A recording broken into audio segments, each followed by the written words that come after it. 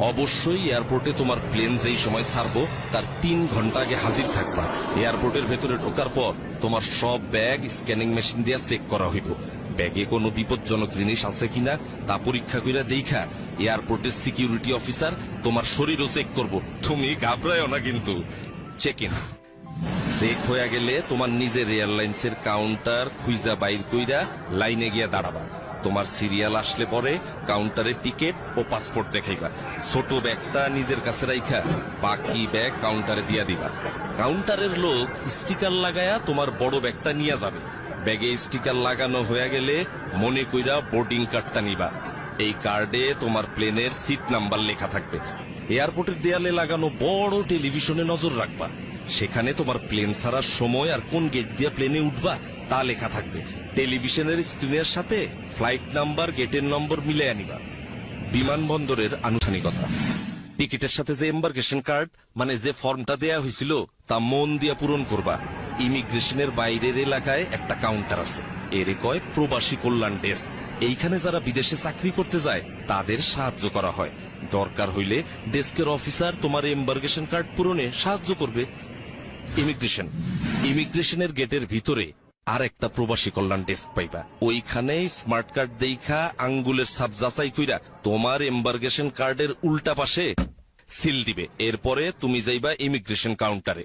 এইখানে ইমিগ্রেশন অফিসারের কাছে তোমার পাসপোর্ট, ছাড়পত্র, ভিসা পূরণ করা এম্বার্কেশন কার্ড জমা দিবা। ইমিগ্রেশন অফিসার তোমার কিছু প্রশ্ন করতে পারে, ভয় না পায়া সব প্রশ্নের উত্তর দিবা। আপনার বাবার নাম কি? মোহাম্মদ আলী আকবর। বিদেশে কেন যাচ্ছেন? চাকুরি করতে যাইতেছি, ওয়েল্ডিং এর কাজ। কম্পিউটারে রেকর্ড রাখার জন্য ওনারা তোমার ছবি তুলতে পারে, এতেও ঘাবড়ানোর কিছু নাই। সব কাগজপত্র ঠিক থাকলে তোমার পাসপোর্টে উনি সিল দিয়া বিদেশে যাওয়ার অনুমতি দিয়া দিবেন। এরপর টেলিভিশন দেখা নিয়া তোমার প্লেনের অন্য যাত্রীরা যেই জায়গায় বসছে সেইখানে গিয়া বসবা। বিমানে বোর্ডিং, বিমানে ওঠার জন্য ইংরেজি আর বাংলা দুই ভাষাতেই ঘোষণা দেয়। বিমানে ওঠার ঘোষণা দিলে বোর্ডিং কার্ড হাতে নিয়ে লাইনে দাঁড়ায়া ধীরে সুস্থে প্লেনে উঠবা। প্লেনে ওঠার পর বোর্ডিং কার্ডে লেখা সিট নাম্বার খুঁজা সিটে বসবা। বসার আগে হাতের ছোট ব্যাগ সিটের উপরে ঢাকনা দেওয়া তাকে উঠায়া রাখবা। প্লেনের কর্মচারীরা যেই কথা বলে তা মনোযোগ দিয়ে শুনবা। প্লেনের সিটে বৈশা অবশ্যই সিট বেল্ট বাইন্ধা রাখবা। ধূমপান নিষিদ্ধ। একটা জরুরি বিষয় মাথায় রেখো, এয়ারপোর্টে ও বিমানে বিড়ি সিগারেট খাওয়া একেবারে নিষেধ। অবশ্য এয়ারপোর্টের কিছু জায়গায় সিগারেট খাওয়ার অনুমতি আছে। বৈদ্যুতিক যন্ত্রপাতি, প্লেনে ওঠার পর মোবাইল ফোন, রেডিও, ক্যামেরা সব বন্ধ করে দিবা। বিমানে খাবার এবং টয়লেট ব্যবহার, প্লেনে খাবার ও পানি দেয়, তাই এই নিয়ে তোমার চিন্তার কোনো কারণ নাই। প্লেনে টয়লেট ব্যবহারের প্রয়োজন পড়লে ঘাবড়ায়ও না কিন্তু। টয়লেট ব্যবহারেরও কিছু নিয়ম কানুন আছে। দরজার পাশে হাতলে চাপ দিয়া টয়লেটের দরজা খুলতে হয়। খোলার আগে দরজায় দেখে নিবা লাল রং অথবা অকুপাই লেখা আছে কিনা, তখন অপেক্ষা করবা। খালি অবস্থায় দরজায় সবুজ রং থাকবে অথবা এমটি লেখা থাকবে, তখন টয়লেট ব্যবহার করতে পারবা। টয়লেটে অবশ্যই টিস্যু ব্যবহার করবা। পানি ব্যবহার করবা সাবধানে।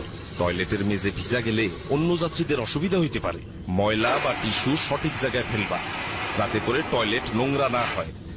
বিদেশের এয়ারপোর্টে পৌঁছানোর আগে, বিমান নামার কিছুক্ষণ আগে তোমার ডিসএম্বার্কেশন ফর্ম ও কাস্টমস ডিক্লিয়ারেশন ফর্ম এই নামে দুইটা কাগজ দেওয়া হইব। ডিসএম্বার্কেশন ফর্মে যেই দেশে যাইতেছো সেই দেশে তোমার নাম ঠিকানা লিখবা। আর কাস্টমস ডিক্লিয়ারেশন ফর্ম হইল তুমি যদি ওই দেশে এমন কোন জিনিস নিয়ে যাও যার জন্য ট্যাক্স দিতে হবে তা জানানোর ফর্ম। ফর্ম পূরণে কোনো অসুবিধা হইলে বিমানের লোক অথবা পাশের যাত্রীর কাছ থেকে সাহায্য চাইতে পারো। বিদেশের এয়ারপোর্টে ইমিগ্রেশন, প্লেন থেকে নামার পর ওই দেশের এয়ারপোর্টে ঢুইকা দেখবা সামনে ইমিগ্রেশনের লম্বা লাইন। এইখানে তোমার ওই দেশে ঢোকার অনুমতি দিব। লাইনে দাঁড়াবার সময় 5টা জিনিস অবশ্যই নিজের সাথে রাখবা। 1 পাসপোর্ট, 2 ভিসা, 3 চাকরির চুক্তিপত্র, 4 পূরণকৃত ডিসএম্বার্কেশন ফর্ম, 5 পূরণকৃত কাস্টমস ফর্ম। ইমিগ্রেশন অফিসার কাগজপত্র পরীক্ষা করে সঠিক পাইলে তোমার পাসপোর্টে তারিখ সহ সিল দিয়া দিবেন।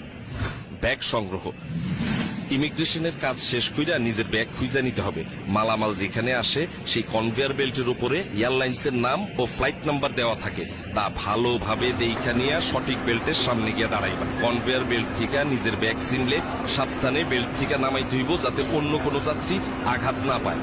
আর যদি কোনো কারণে ওইখানে তুমি নিজের ব্যাগ খুঁজা না পাও, দেরি না কইরা হারানো জিনিসের খবর যেখানে জানাইতে হয় সেই লস্ট অ্যান্ড ফাউন্ড ডেস্কে এবং এয়ারলাইন্সের ডেস্কে খবর দিবা, তারা তোমার ব্যাগ খুঁজা দিবে। আর যদি একদমই খুঁজা না পায় তাইলে তারাই তোমার ক্ষতিপূরণের ব্যবস্থা করব।